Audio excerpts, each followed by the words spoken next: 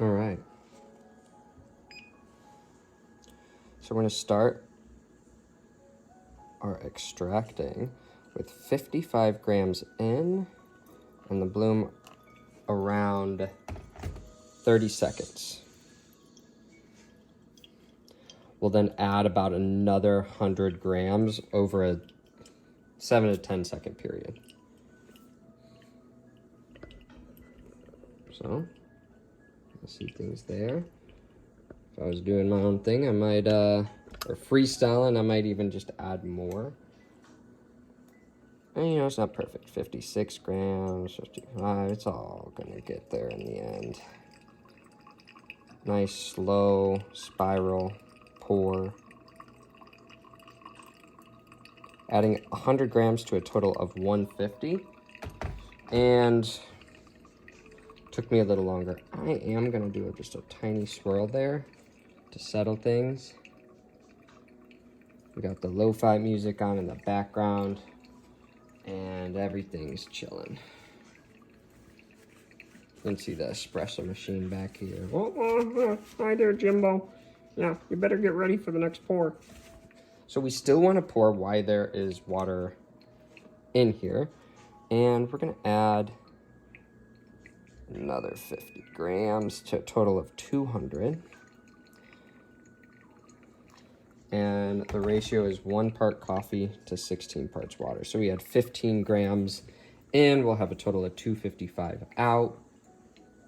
And it's ground on a 4 on the Fellow O Generation 2.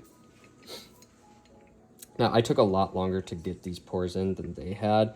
So at like 55 seconds, they were at 200. At like 2 minutes, we're here. So I'm curious what that will do.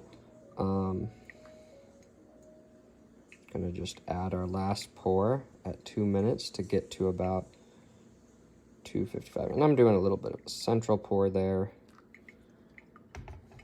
And I'm just gonna do my own thing. Do a little spin, tap to settle it. You can kind of see where the water is. So, yeah, it's fun to try different coffees. This is a lighter roasted coffee, a little more modern.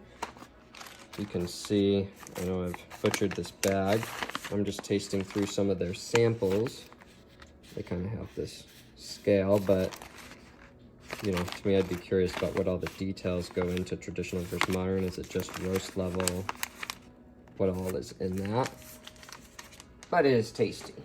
And I think specialty coffee doesn't need to be roasted necessarily a certain way, but I can definitely support that a lighter roast is going to highlight what the farm did. And so typically, as a standard, you're probably going to find specialty roasts in the light range, but if you take that as a blanket rule, I think it just doesn't work. I think every aspect of the coffee process from seed to cup has to do with specialty. And I don't think it matters so much as it belonging to the club of specialty as it does taking care of coffee and taking care of products and taking care of people. So yeah, this is about a minute, even more longer than what they brewed, and that's mainly because probably this is a lot further off roast. So this was probably roasted a month ago. Do I have the roast date on here, or did I destroy it? I don't see it, but so we're gonna get our final drips down about 355. So yeah, that took a lot longer than they did. I'm so curious how this is going to taste.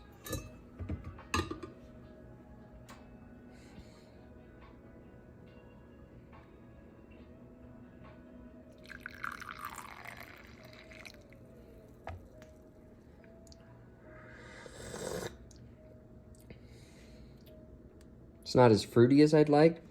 It's definitely light, delicate, floral. It's a good cup of coffee.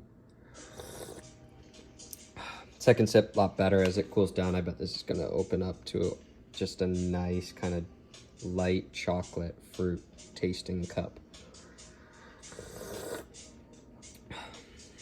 And the round that they put, which I haven't seen a lot of people do that, I think that's to do a little bit more with like the texture and like the overall experience, how it hits your palate.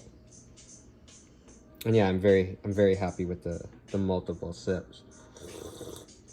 Kind of graham cracker like smell there. When I say multiple sips, I mean as it's cooling off, it's tasting very pleasant.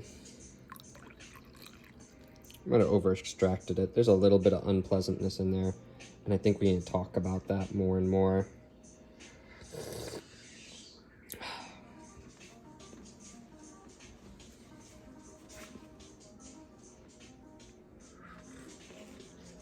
Kermey, how is it? Well, it's pretty good there, Jimbo. All in all, B- to C+. Whoa, Kermey. Well, coffee shared with a friend always is an A+, so there's that. Participation for you, Jim. All right, bye, everybody.